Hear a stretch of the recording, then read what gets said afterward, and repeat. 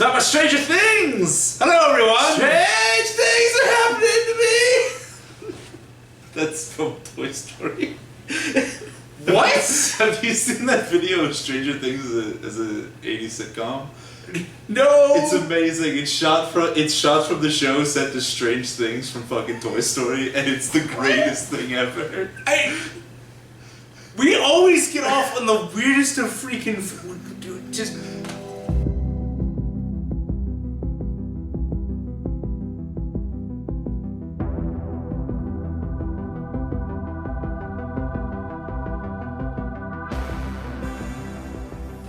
Hello, everyone.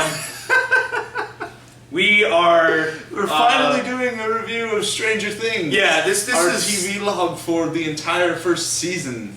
Yeah, which is not much of a season, more of just like a It's mini 8 series. episodes, so it's kind of a mini series. Okay. Anyway, so yeah, here's our. I love this show so much. Yeah. Okay. In case you didn't know, Stranger Things is becoming a very big phenomenon. Basically, it's another one of Netflix's original series.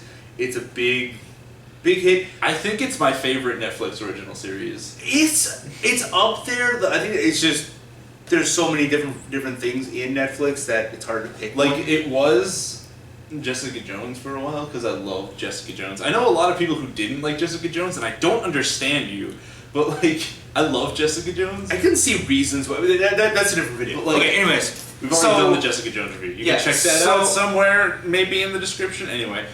Stranger Things has surpassed Jessica Jones as my favorite Netflix series, though. Spoilers, jeez. It's amazing. Now we already know well, okay, video's over. I love it. Who cares? Go away. I need you to know that I love this fucking show. Yeah, so in case you didn't really know about it, this is kind of like a homage to the 80s. To the 80s lifestyle. It's like the Goonies meets the X-Files with a little dash of a little extra horror in there. I've had it described to me in several different ways, and none of them made absolute sense. Cause I'm just like, excuse me, what? Until you saw it. Yeah, once I saw it, I know exactly exactly like what they were talking about now that I've seen fucking it. the Goonies and X-Files. Yeah, I know. It's like fucking Monster Squad with Lovecraft. Exactly. And it has references to the X-Men. It pays homage to like every they fucking 80s play D&D in the show. And that's a huge thing. Anyone who loves D&D should play should play this. Wow. Should watch this Netflix show. Yeah, they should play the Netflix show where they sit for 8 hours straight. It's so cool, especially how they play with that D&D game and how it parallels what's happening in the show. It's actually awesome. This is a phenomenal note as to how to storytell something from a child's perspective. It is such an awesome storytelling. 90% of this movie really is from, maybe not 90%, but most of it is from 80, is from a lack of adults. Like it's either the group of small kids. Our main characters are these 4 kids. Yeah. Then we have the teenagers who kind of exist, and then we have the adults who kind of are just like worried about it. Yeah. So, okay, slight synopsis is that basically we have the 4 kids are doing their D&D night. They all go home, and one kid gets abducted. He just gets kind of chased by this thing and disappears. Basically, he disappears without a trace. The entire show, the 8 episode each. It's all about them trying to get. Yeah, they're trying to find Will is his name. Yeah, they're trying to find to get Will back. And what they uncover instead, is this rather large government conspiracy where they're basically trying to create a weapon to like a psychic weapon thing, like think Carrie, which is just more references, kind of a Carrie homage. They're trying to make a psychic weapon. To Carrie now that I think about it, huge amount. They're trying the entire character of 11 is just Carrie, sort of. But they try to make, basically they're making a psychic weapon to fight the Russians, because this is the 80s, Cold War era, very much that kind of style of thinking. But in doing so, they crack open this weird dimension, this weird Cthulhian creature comes out and starts kidnapping people. It's such a cool creature. And it's great monster design, great effects, really cool characters, and some wonderful storytelling. Like I said, I think this is some of my favorite storytelling from a child's perspective. This is a great way to do kid heroes. This is why the Goonies made sense, because it made them feel like they actually were doing stuff without it going out of the way of what they could do. They weren't doing anything like super bizarre besides the government psychic powers change. Besides the interdimensional travel. Well, I mean, yeah, but all of it, like, they explained it so well and tied it together to real things that people do. Right. And so it makes sense. This show never jumps the shark, which is actually one I was kind of afraid of, that it would just go a bit too far and too weird. Right. But it didn't. It kept it really well grounded in what it was doing. Nicely. It builds the tension and the suspense throughout like all 8 episodes. Definitely, yeah. This is like there's not really like I can't even like think off the top of my head of like a dull or boring moment in the show. Not really, because each of the moments, like even the ones you're just like, all right, what is going to lead up here? It eventually pays off. Like at some point, they don't leave you hanging too long on any one thing. Yeah.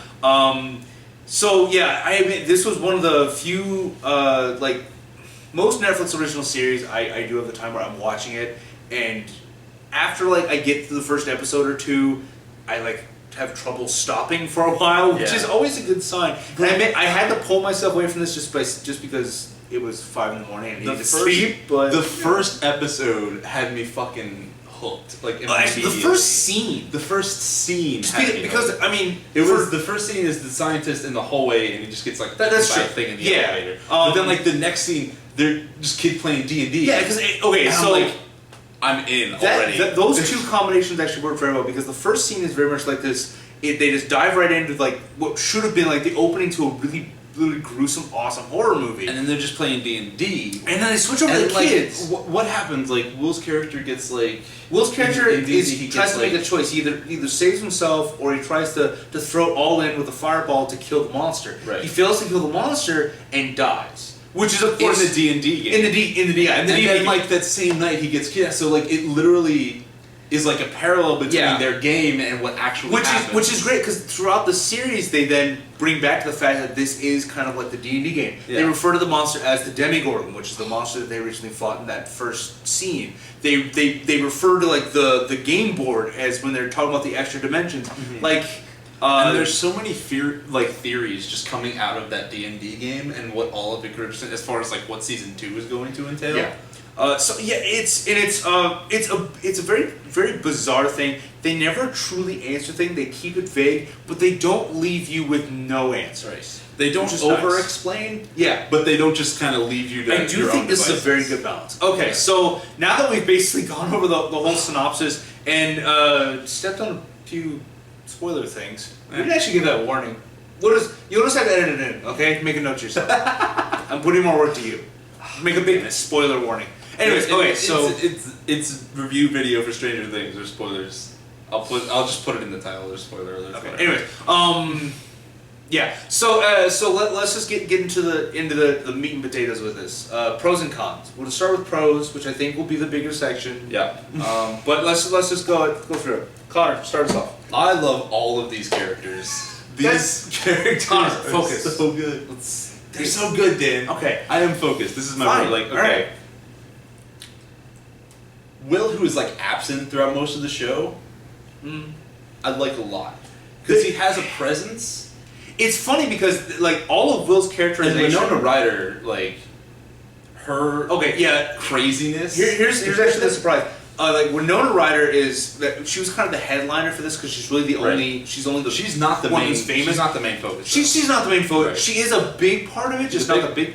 She's Will's mom. Yeah, she's the mother of the disappeared child. So obviously, there are a lot of emotional mother moments, which makes complete sense. And Winona Ryder pulls it off very well. Funny enough, I didn't even recognize Winona Ryder for a long while because she had evolved. I just saw the mother. I just saw the character so much, and then it was just one moment where I saw her face like full on for like a prolonged shot, and I was like, that's Goosebumps. I completely or not Goosebumps. Goosebumps. Beetlejuice. That's what I meant to say. I knew what I was trying to say. Why did I say Goosebumps? I don't know.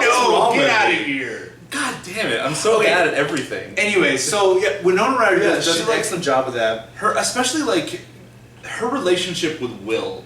Even though Will is not a major part of the show because he's in the Upside Down the whole time, when she's like interacting with like the Christmas lights and she has the whole like Ouija board wall thing set up. Yeah, like the big thing I think that I really like about the characters in this thing is that they show this is a fantastic. They're not like they do have a lot of uniqueness to them. They do have a lot of things, but my favorite part about it is actually the fact that they characterize characters not through telling. They rarely actually speak. Right. What they do is they do it to reactions of actions. It's like when the mother is constantly looking over drawings of her child. Like it even plays up to a plot point of whether they're thinking that whether that's Will or whether it's not. When they find a body up the river, is that Right. part of it was that they found another drawing, and the drawing was couldn't be Will's because Will was such a good artist. So they put these details into the character, like he's a good artist, he's selfless, he's a good kid. He does all these little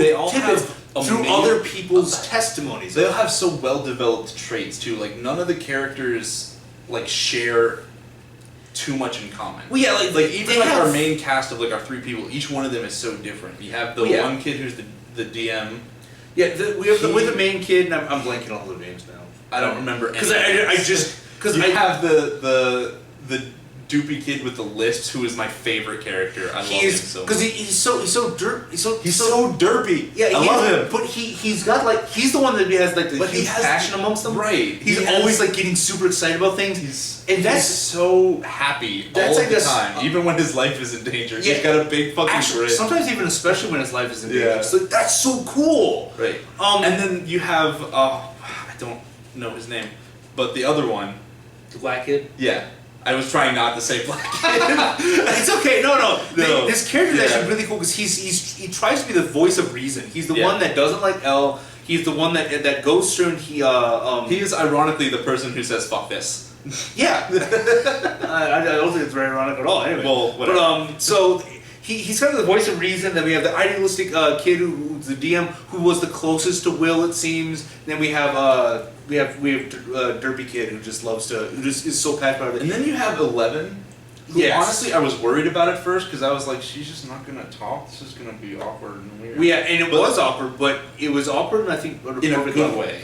And like, she did grow. You watched her character develop. She develops. I was kind of worried she was just going to be this one-note character. Oh, she's the weird one with powers who doesn't say anything. But she actually develops and grows as a character. And she has some amazing moments with, like especially when they first like actually dress her up as a girl instead of like she's in these rags for most of the time. But when they finally dress her up as a girl so they can sneak her into the school. They make a mention that she's actually pretty, and like the boys like immediately credit it's pretty good. Like it's a pretty good outfit, which is perfect for like a preteen. Like there's so much. All of these kids, the writing on this feels so well done for these kids, and the kids did such a fantastic job. These are great actors. Yeah, like they did a wonderful job of actually. They feel like authentic kids. They have a wonderful presence. They're very natural on screen. And this is why I think this show works so well. The kids felt like legitimate kids. Yeah, I always get worried a little bit when there are like child actors because I'm like, I don't know if they're gonna be good, but these kids are amazing. Yeah, these kids do a fantastic job. All of them. Mm-hmm. They do. They always feel like someone you would find who's like 10, 11, 12. Going on adventures, looking for cool stuff. They're nerds. They love. They feel all like your these friend fun from things. Elementary school. It's awesome. Yeah, no, exactly. This really just reminds me. They're part of like the AV club. Yeah, exactly. They really play on the fact that obviously they're the nerdy kids. They're the unpopular kids. They even Which have plays to the fact that they don't have a huge problem understanding this interdimensional stuff. Like because they're huge fucking nerds. Yeah, they keep referring to it by D&D terms. Yeah, like and they talk about it in ways that not only we understand as the audience, but also they understand because we've established in our first episode they play D&D. Yeah. But like they do it in such a way that even if you haven't played D&D, you still get it. You know what they're talking about because they said you encountered. They describe it in this big grandiose way. They encounter the demigorgon. I throw fireballs. Like you may not know what a demigorgon is. You can probably guess what a fireball is, but it's like you know what's going on because of their when something bad happens, they panic. When something fun happens, they cheer. And again, that goes back to performances. It all feels so authentic. This reminds me so much of when I was a kid playing D&D with my friends. When crazy stuff happened, we got super animated. When things went bad, we're like, no! It was fantastic. It was fun. And I think that's probably my favorite thing about Stranger Things. This was a fun look at how it was to be a kid again. The whole thing felt like it was kind of a callback to people's childhood. This felt like it was made with love.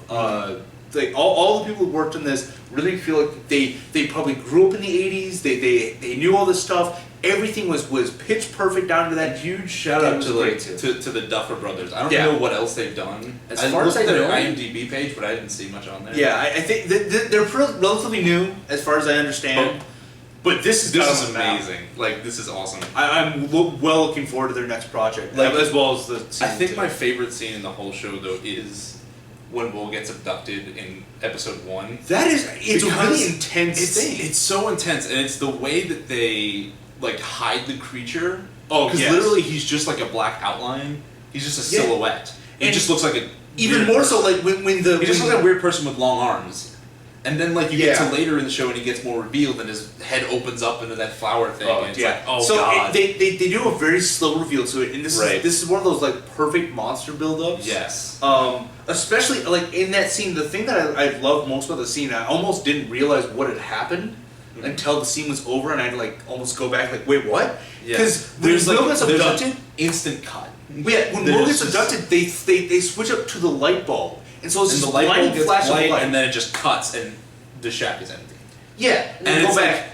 I'm like, that is the perfect fucking way you do that, because not only does it's just like, it's really fun to, like, look at and be like, wait, did I miss something? But it's also like, it's a good way to keep what actually happened from the audience. Yeah, well, and also keep us kind of like, wait, it really felt like the whole thing. It made you question, like, is this aliens? Because the big light bulb thing made me think of all those abduction movies, where they had, like, the big glowing light. You're like, is it aliens? Is it demons? What's happening? You don't know, but that it leads you up to wonder, and, like, the suspense of it, that you never see this thing for so long. You only see, like, parts of it, or more importantly, you hear it. That's the worst part of it. It's like, it doesn't necessarily make, like, it didn't have a very specific noise so much that just, like, the whole ambience of around it was just off. It was horrible. And usually there was just weird crackling noises and things. It's funny though, because the show, I remember I heard about it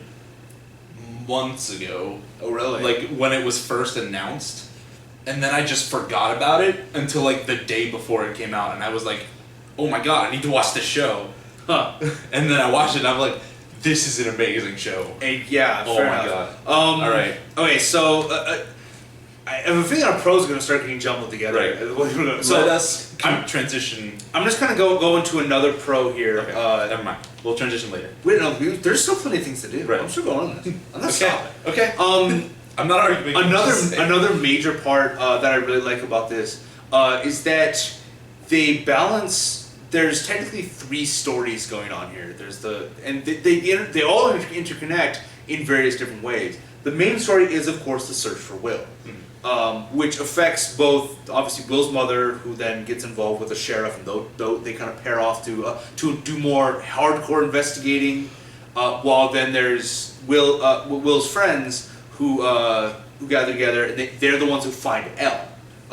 Which is short for 11, which is the crazy psychic girl the government's working on, who technically unleashed this monster through them pushing her into crazy dimensional spaces. Right. It's weird. It's very much 80s sci-fi in that regard. And then, of course, the third story is not Will's brother, and then I'm hating the fact that I'm blanking on the DM kid's sister, as well as her boyfriend. They kind of have this weird trifecta. There's a lot of teenage drama. It feels like they took, like, chunks of the teenage romance tropes from the 80s and kind of planted them throughout the movies as that plot line. And as much as I hate those tropes and those movies are super corny, I do appreciate some of them for actually being well done, but I liked how they did it in this series because the whole thing feels like an homage to 80s film, as well as 80s culture. Just like the D&D, Star Wars, all this stuff. E.T., all these little movies and culture and, all this stuff. It's kind of ground up together and kind of spread out lovingly throughout the whole series. And those, despite the fact that there's a lot of tropes in here, a lot of people fit, the kind of stereotypical views. I think that's kind of the point. Well, yeah, I mean, it was the point. It felt like they did that on purpose, but then went above and beyond and made you like the characters, despite those tropes, or sometimes because of those tropes. They're definitely tropey characters, but they're so well done that they don't feel that. Yeah, like I mean the sister. They all get so much development and they all get so much like attention. Well, yeah, and there's so much attention to detail with every character. That is the strength of everyone's so unique that like their tropiness kind of fades away. Yeah, I mean that is the strength of this style, the TV series style. That is that you have so many episodes to build up a character. Unlike a movie and stuff like that, you really don't have this. But they go in depth with some of it. Even only 8 episodes, which is still 8 hours of movie.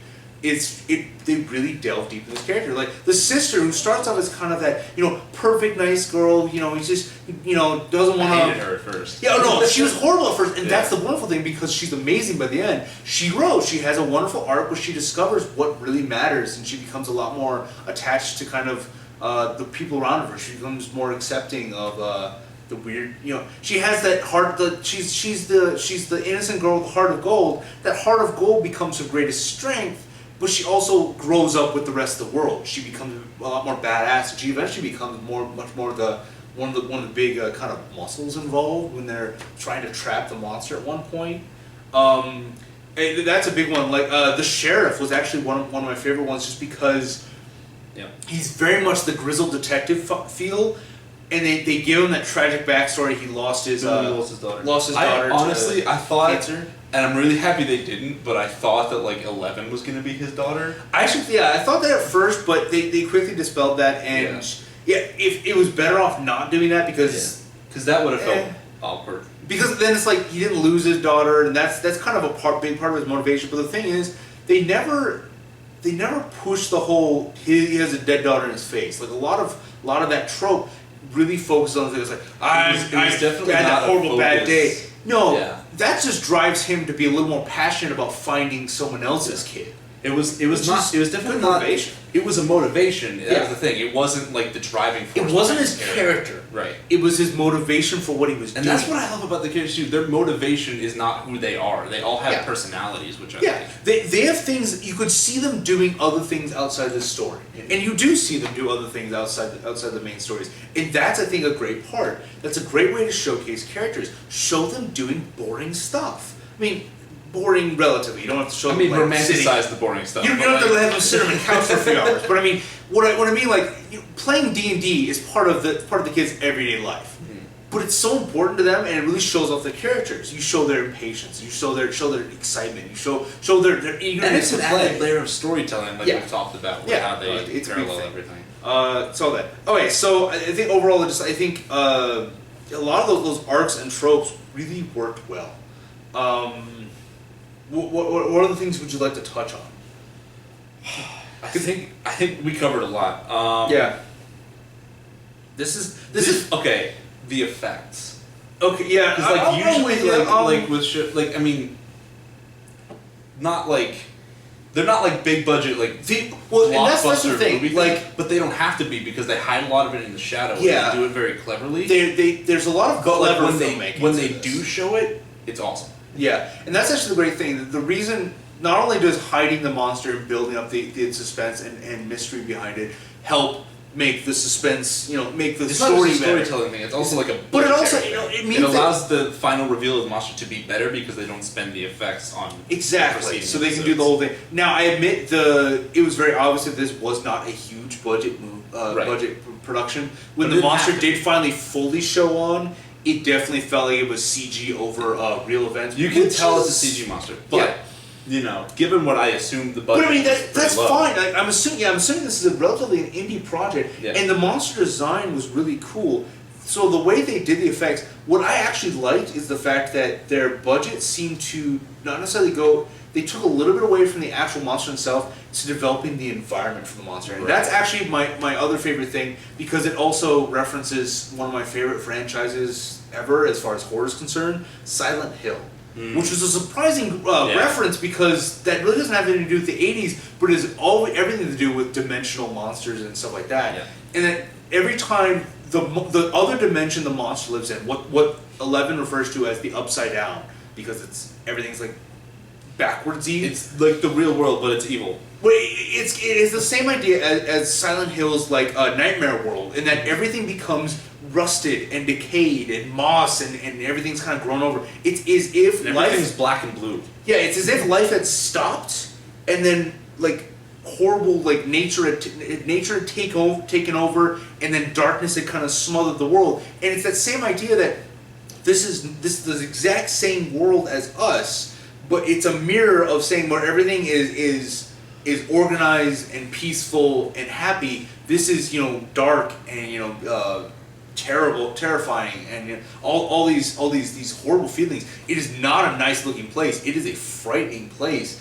and it's a great effect because it allows them to mirror the whole thing. The first few times they really show off what it meant that they were in this other world, like when Barbara, like remembering her name, because I remember people's names because they shout them a lot. Will, Elle, and Barbara, because they're the ones that go missing a lot, and people are constantly shouting their names to look for them. That's the only reason I remember their names.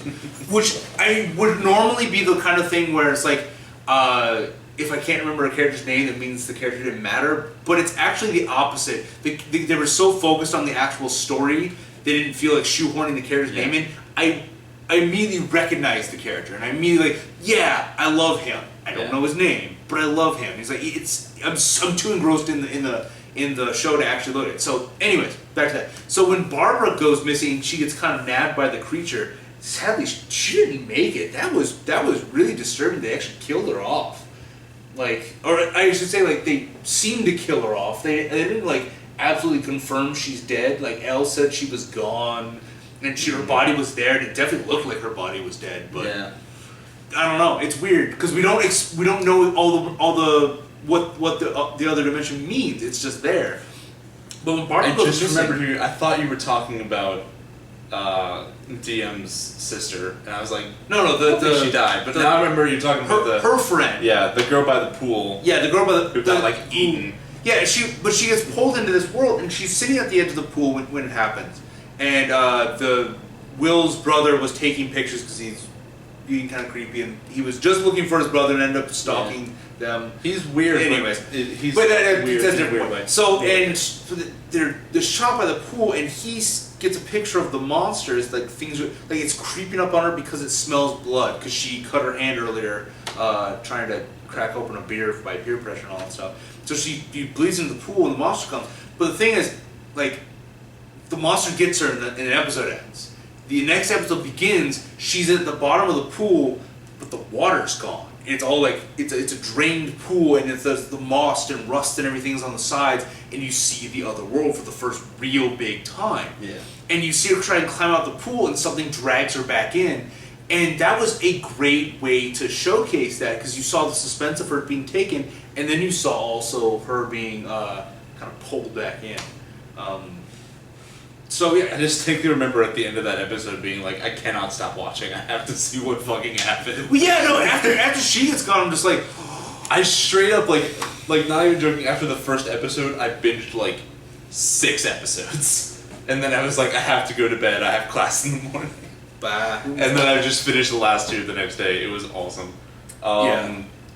All right, so shall we move on to cons? I think that pretty much wraps up that's the main part of the pros. We can go into more and more detail with every little thing, but for the most part, like, the shots were great, the characters were great, they made tropes fun, which is always a wonderful thing to see. Like, when people really dive into what tropes mean and then add to them, it helps spice up what is such a commonly used thing. Because I don't think tropes are, like, intrinsically bad. No, they're not. They're actually... It's just when they're overused and done the same way so many times. The problem with tropes is that people don't deviate from tropes. Tropes are a baseline for a reason. They're things that have been done and they've been successful, so people keep doing them. It's when they don't evolve from there that's the problem. And funny enough, a lot of these tropes started off in the 80s and really have kind of been evolved and abandoned. So it's almost like they're new things going back to the core of what they were in the 80s instead of what they've evolved into now. Like the romantic teen movies have evolved from the more cutesy, silly,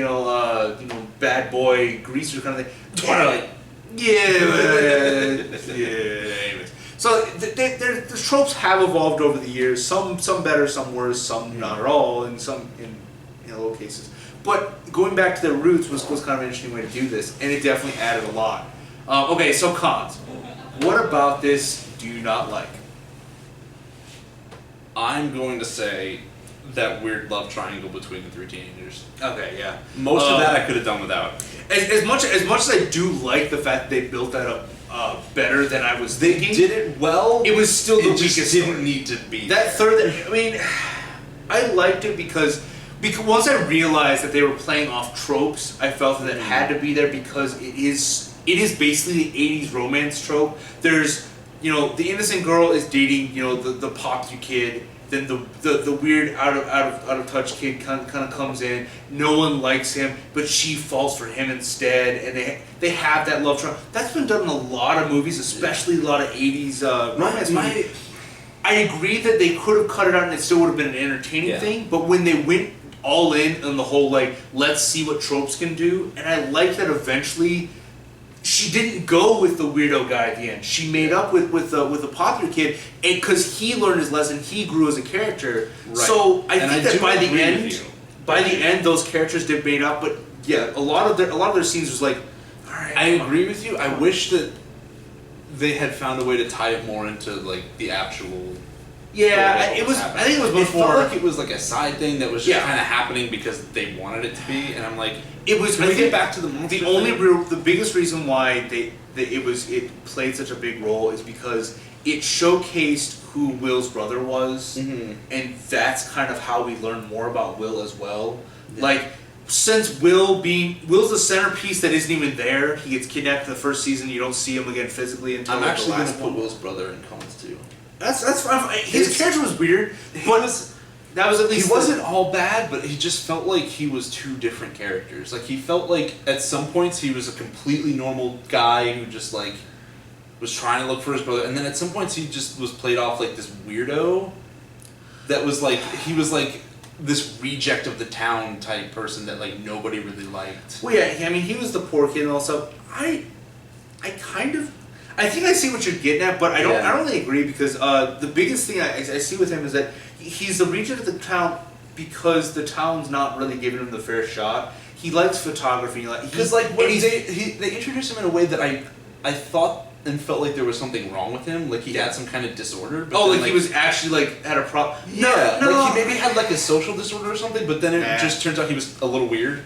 No, I think what I saw entirely, he's the antisocial. Guy who has more of a better head in his shoulders. He's a bit more worldly. He knows a bit more about things, but because of that, he's not as socially learned. That's the kind of stereotype he's going for. Yeah. But more importantly, I think he's the outcast because of things out of his control, and he just kind of goes with it. He very much feels like an introvert. He very much feels like someone who's doesn't want to be around people. He even says that. That's why he prefers photography. It keeps a lens between him and other people. So I do agree. His character was odd, and it's one of those things that if you cut it entirely, his sister and Will's brother, that section there, and just kept with the sheriff and the mom and the kids. You would have still had a complete story, and I think that's where I agree that if you take him out, you lose something. Yeah, I just feel like he could have been done a little bit better. You lose world building, but you don't necessarily lose plot. You don't lose the narrative. Yeah, and it's fine. I agree. He was definitely the weakest. He was definitely one of the weakest parts of that, and that storyline was probably the weakest parts of it. Do you have any cons? Because I have one more big one, but I'm not hold it because you might have the same one. I have a con that I'm only saying this because I felt that if they had stretched this out just a little bit longer, and I'm not saying this because I really wanted to just watch more, but that, and this is one of those things where they could just be saving it for season 2, but I really wanted to know more about the Upside Down. Yes, I really wanted to know more about the other dimension. I do think they're saving that for I know they are, but it's more of the question of this. I was waiting especially for the moment. given the way it ends with like Will in the bathroom, that whole scene. Yeah, so major spoilers for the end. They do get Will back, but he has this problem where he keeps throwing out slugs that are very reminiscent. A slug and just like fades back into the upside down for a second. Yeah, where like the slug, which is very reminiscent of all the little creatures and slimy things that exist in the upside down. So he still has a physical manifestation of the other dimension. It's interesting because the scientists even mentioned that the air in the upside down is toxic. And the DM's sister was in there for a while, so she might have something similar to what Will has. Maybe. But we won't know until season 2. It's something that I'm sure they'll build off of. Yeah. But what I just wish that, I feel that considering they wrapped up a bit of Elle's story, that they wrapped it up a bit more. Yeah. Like, they didn't give me a complete amount of answers. There's a lot of unanswered questions. Also, like, in addition to the answers, I did feel like the ending was a little anticlimactic as far as how they dealt with the government people. They have the Eleven's father, who I assume is not her biological father. Yeah, I don't know. They didn't say yes or no on that either, which is something that there was so much mystery. They just kind of kept with the mystery, but never really resolved it.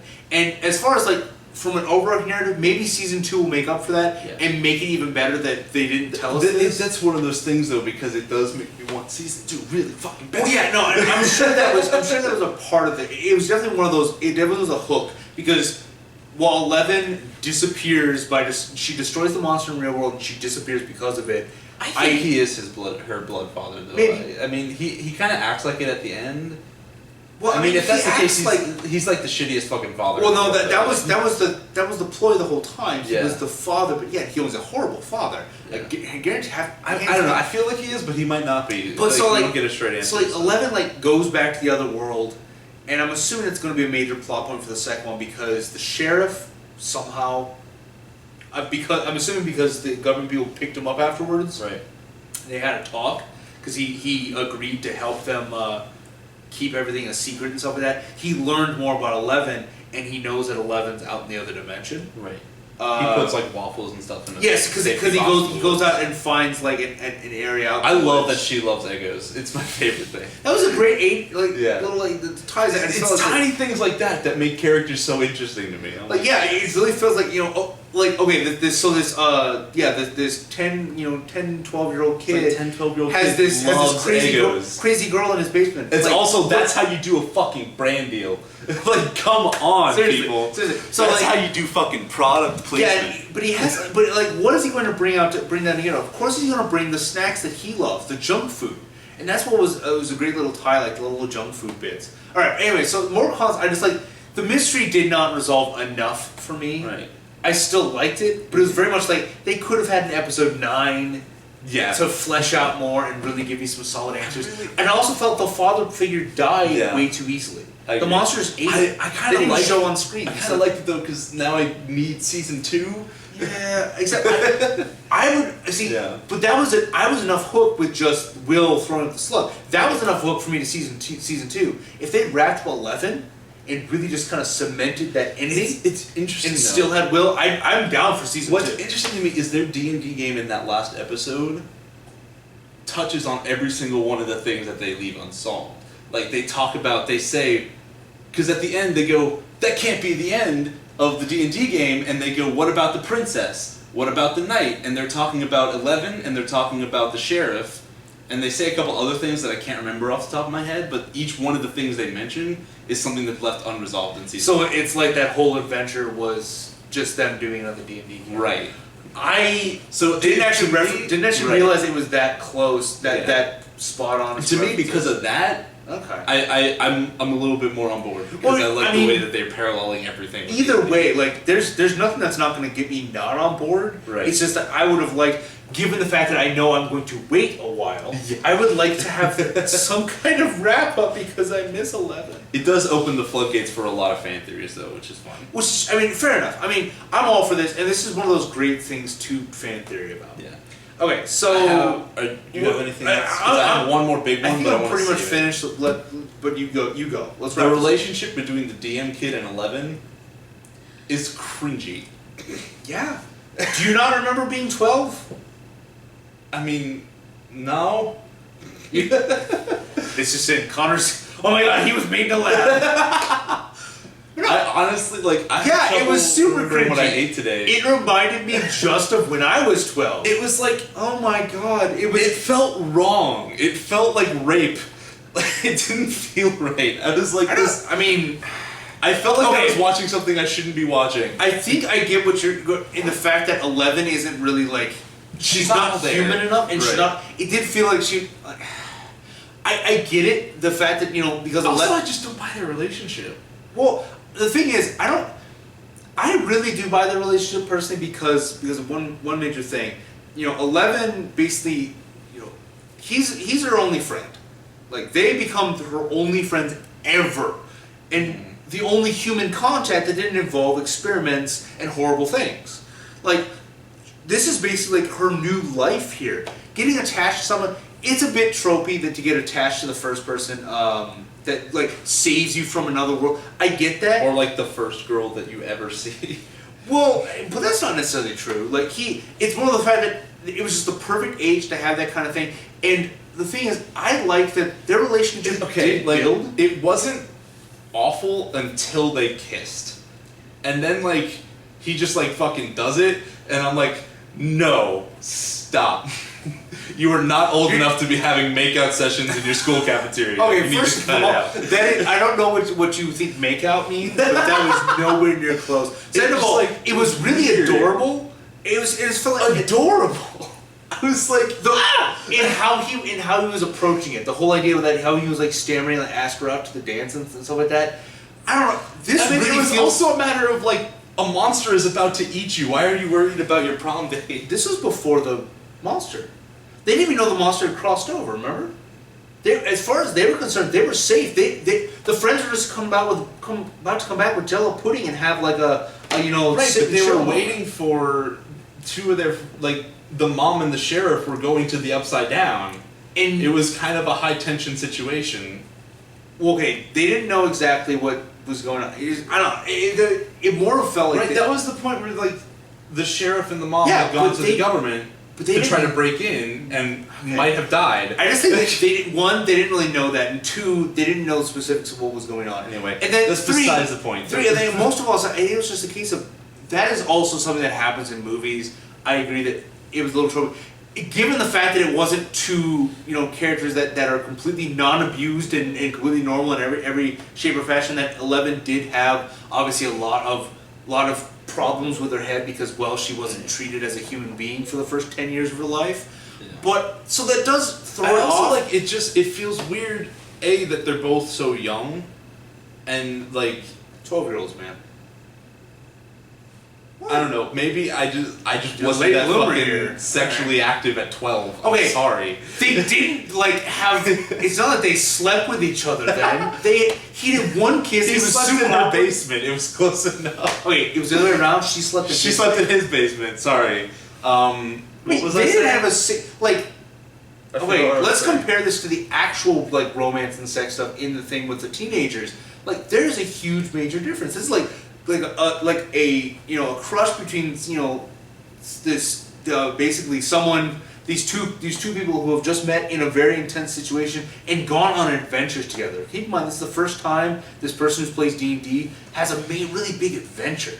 But I also whatever. It feels better because of how young they are, and also because of the fact that Elle feels much younger than she is. She feels infantile, like because she hasn't been outside of her shitty science lab. I guess so. She has like the mind of like a 2-year-old, and that feels like statutory rape to me. Well, okay, and I'm like, because 12-year-olds shouldn't be raping. It's weird. Okay, dude, the fact that you're seeing this as rape is really concerning to me. Because I don't think I'm not seeing it as full on rape. I just really don't want to have this talk. I don't. Okay. I'm not saying he like actually rapes her in the show. No. I'm just saying it felt wrong to me. Fair enough. I mean, and I didn't buy it. Okay. Well, I mean, I bought it completely, but it felt like completely like those awkward 12-year-old moments that I also had as well. Like it's just like Jesus, God, yeah. It played off perfectly because the character felt like. Because this all felt like kids, it felt like at least a normal reaction to to avoid. Because keep in mind, like Elvis was kind of like, "What the fuck are you doing?" Yeah, I admit she was very like confused by everything, but she was confused by kind of everything. Yeah. I don't know. I wouldn't go so far as to say that it felt awful because of their age or because that Elle seemed inhuman because of it. But I do understand that it is a little weird. Forced to me. Like I don't know. I can see a little bit of the forced. Yeah. It was one of those things where it felt like it was to wrap. It was what they were trying to do to wrap up. What all the friendships they had gone up to that point to try to advance it a bit farther with the last moments they have to make the ending more impactful. Right. Like he had just invited her to the dance. He had just kind of like started to really have a crush on her and all that. And then stuff. she dies. And then she sacrifices herself to kill the monster. Although sacrifice doesn't seem to be the Aquamore. But from his perspective, that was kind of that was I think a great moment of like you finally get the girl and then lose her. Yeah. Like as far as the tragedy. My thing was like even like all the like 3 cons I said, like they're not. None of them are backbreakers. They're not like they don't destroy the show by any means. And the show is still fucking amazing. Funny enough, none of them even with all like I mean most of them are really nitpicky. Yeah, like none of them broke them for me, and a lot of them stem from the fact of that if you don't accept the tropes, right? If you just don't like them, that's going to be a bit more of a problem for you. But it's just. It works out because that's the goal they were going for, and they do so much with them. So I think this is perfectly fine. There's nothing that would dissuade me from recommending. There's not like a single moment of like I feel bored watching the show because like it's so. No, not really. It's so. There's a few moments where I wasn't sure where it was going for a while. Right. But then it pays off later in the episode, kind of thing, where it's just like, all right, what did I just watch? Oh, okay, all right, fair enough. I'm with you then. There definitely wasn't a dull moment. There's fake out moments, but not necessarily dull. So it's fun. It's a great movie. Okay, let's wrap this up. All right, rating out of 10. I'm gonna give it a solid 9. A solid 9. I fucking love the show. You guys. Yeah, no, it's awesome. Solid 9. Like I said, it does have its flaws, and if you don't like the tropes, right. That's a big thing. So it's definitely like if 80s tropes and 80s pop culture infuriates if you're more of like a 70s guy, maybe do something else. No, man, I don't know. This had enough trails from the 70s. Watch the Scooby-Doo movie. What? No, get out of here. Anyways, so but yeah, this is a very solid movie, a great Netflix series. Every time they come up with a new original series, they seem to make waves. Even the ones that haven't done as well have a very devoted fan base and seem to have some very powerful writing behind them, which, as a writer, I am all for. So definitely, if you haven't seen Stranger Things, and then why not?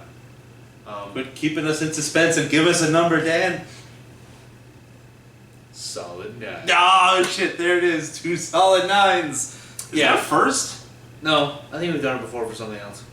Maybe.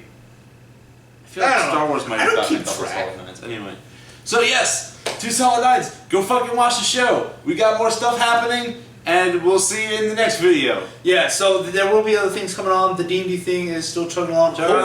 Hopefully, the first episode or so will be out by the time this comes out. A week or 2, maybe. Fingers crossed. We're really bad at this. As well as we're doing more things. We've also partnered with EclipsePopCulture.com, which is a new website that I've been writing for. I and our Twitter manager Cooper. Cooper Davis. For those of you who don't know, Cooper, who's been in a couple of our videos, is now our official social media. Yeah, he's our social media guy because we suck. Yeah, we suck at social media. So he's in charge of like our Twitter now. Yeah. So any tweets you see are from him.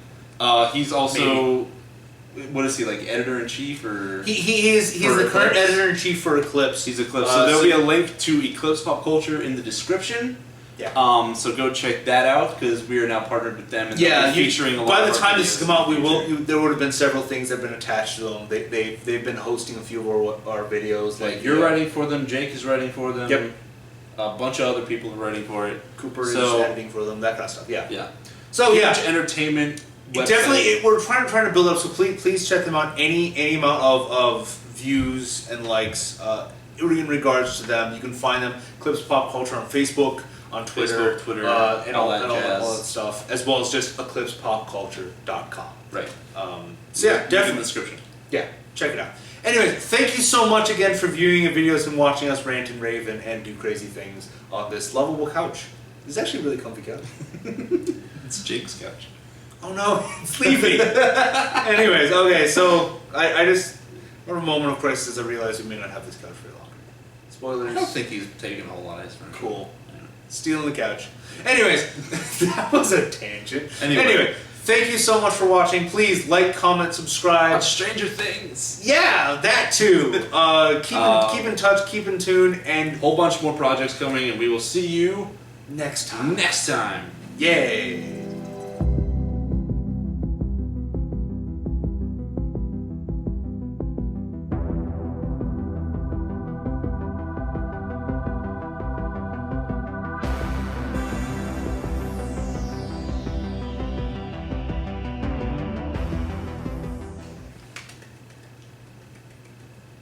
That was kind of a legitimate outro.